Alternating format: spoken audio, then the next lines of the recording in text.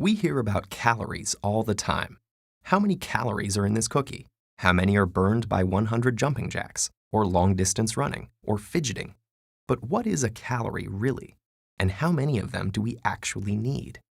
Calories are a way of keeping track of the body's energy budget. A healthy balance occurs when we put in about as much energy as we lose. If we consistently put more energy into our bodies than we burn, the excess will gradually be stored as fat in our cells and will gain weight. If we burn off more energy than we replenish, we'll lose weight.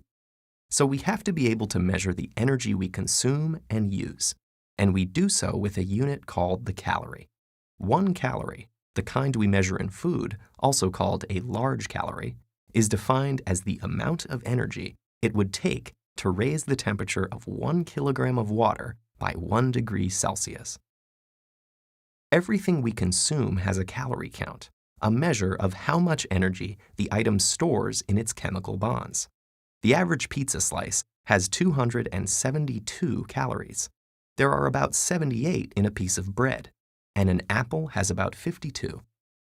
That energy is released during digestion and stored in other molecules that can be broken down to provide energy when the body needs it. It's used in 3 ways.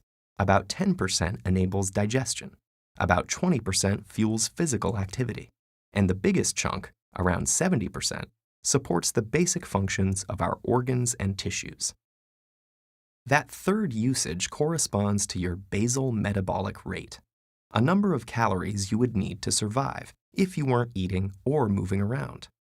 Add in some physical activity and digestion, and you arrive at the official guidelines for how many calories the average person requires each day: 2,000 for women and 2,500 for men.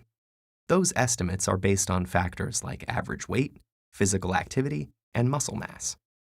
So does that mean everyone should shoot for around 2,000 calories? Not necessarily. If you're doing an energy-guzzling activity like cycling the Tour de France, your body could use up to 9,000 calories per day. Pregnancy requires slightly more calories than usual. And elderly people typically have a slower metabolic rate. Energy is burned more gradually, so less is needed. Here's something else you should know before you start counting calories. The calorie counts on nutrition labels measure how much energy the food contains, not how much energy you can actually get out of it. Fibrous foods like celery and whole wheat take more energy to digest, so you'd actually wind up with less energy from a 100-calorie serving of celery than a 100-calorie serving of potato chips.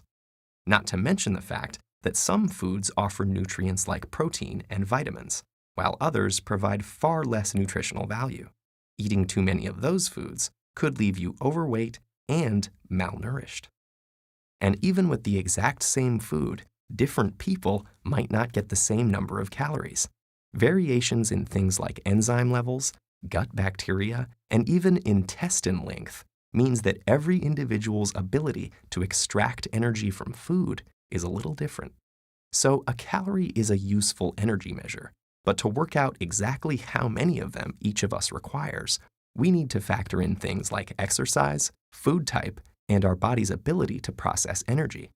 Good luck finding all of that on a nutrition label.